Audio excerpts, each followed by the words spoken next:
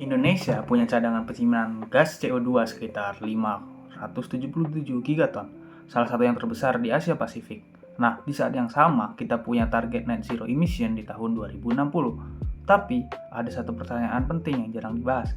Apakah sistem kontrak migas kita, yang namanya PSC atau Production Sharing Contract, sudah benar-benar siap untuk mendukung teknologi CCS dan CCUS yang menjadi kunci transisi energi ini?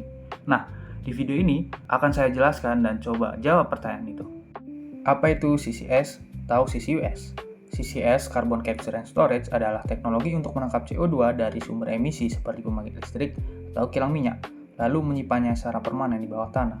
Sementara CCUS atau Carbon Capture Utilization and Storage menggunakan kembali CO2 itu, misalnya untuk meningkatkan produksi minyak yang dikenal sebagai EOR atau Enhanced Oil Recovery. Teknologi ini bukan baru, sudah ada sejak 50 tahun lalu di industri migas, tapi sekarang relevansinya meningkat tajam karena tekanan dekarbonisasi global. Nah, apa sih itu PSC di Indonesia? PSC atau Product Sharing Contract adalah model kontrak utama yang digunakan Indonesia untuk mengelola blok-blok minyak dan gas di Indonesia sejak tahun 1960. Nah, simpelnya, kontraktor swasta atau asing masuk, mereka mengelola lapangan, lalu hasilnya dibagi antara kontraktor dan negara. Saat ini Indonesia punya dua jenis PSC. Yang pertama, cost recovery PSC. Jadi kontraktor datang dulu semua biaya operasional dari produksi. Nah, setelah biaya operasional dari produksi tertutup, baru sisa produksi akan dibagi antara kontraktor dan negara. Nah, selanjutnya ada gross split PSC yang diperbarui lagi di tahun 2024. Nah, di sini tidak ada mekanisme recovery cost, tapi kontraktor dapat bagian produksi yang lebih besar. Nah, bisa sampai 95% dari hasil produksi. Baru pemerintah dapat sisanya.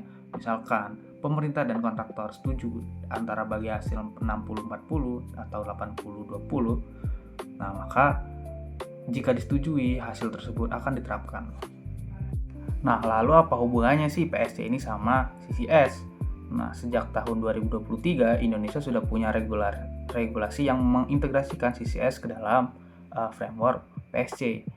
MIMR Regulation nomor 2 tahun 2023 adalah yang pertama, memperbolehkan kontraktor PSC untuk melakukan injeksi dan penyimpanan CO2 di dalam wilayah kerja mereka. Lalu diperkuat dengan Perpres nomor 14 tahun 2024 yang bahkan membuka area di luar blok PSC untuk dijadikan kawasan penyimpanan karbon khusus. Jadi, pada Perpres nomor 14 tahun 2024, perusahaan diperbolehkan untuk mengelola CCS-nya itu di luar wilayah kerja mereka. Contoh paling nyata adalah proyek CCUS di Tangguh, Papua Barat yang dioperasikan oleh British Petroleum. Ini adalah proyek CCUS paling maju di Indonesia saat ini, dengan potensi menyimpan lebih dari 30 juta ton CO2 dan kapasitas ultimate sekitar 1,8 gigaton. Bahkan, BP dan ITB sudah menandatangani kerjasama riset untuk proyek ini tahun 2024. Artinya, integrasi PSC dan CCS bukan sekedar wacana, sudah ada proyeknya. Nah, kalau ada pertanyaan apakah PSC adalah pilihan yang baik untuk CCS di Indonesia, nah, ini bisa dibilang alasan yang kuat untuk bilang iya. Pertama, infrastruktur dan ekosistem kontrak PSC sudah mature atau kontraktor-kontraktor ini sudah familiar. Nah, berikutnya, tidak perlu mulai dari nol. Yang kedua, untuk cost recovery PSC, biaya implementasi CCS bisa di cost recover, artinya negara ikut menanggung sebagai risiko finansial yang membuat proyek akan lebih menarik untuk investor. Nah, yang ketiga, sudah ada insentif fiskal dari pemerintah seperti tax allowance dan tax exemption untuk mendorong proyek CCS. Dan yang keempat, secara teknis terbukti uji coba CCUS di lapangan Jatibarang dan Sukawati, Jawa Barat menunjukkan peningkatan produksi 30-40%. Nah, tapi di sisi lain ada juga kelemahan dan tantangan yang nyata. Untuk gross split PSC, mekanisme cost recovery CCS tidak otomatis ada dalam kontrak dan harus negosiasi ulang dengan SKK Migas, dan ini menambah ketidakpastian. Selain itu, ada yang namanya trailing liability, yaitu kontraktor wajib mereservasi biaya monitoring selama 10 tahun setelah proyek CCS ditutup. Itu beban finansial tambahan yang signifikan. Nah, yang paling krusial, carbon market Indonesia masih sangat awal.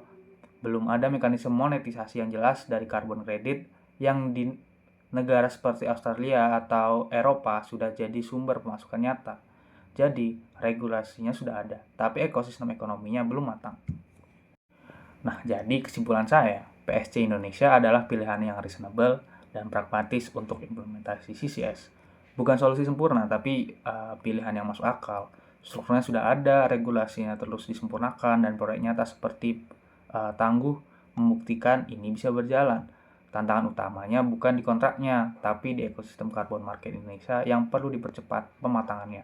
Kedepan, sinergi antara PSC yang sudah established dan regulasi CCS yang baru akan sangat menentukan apakah Indonesia bisa jadi CCS Hub Asia Pasifik atau hanya jadi penonton.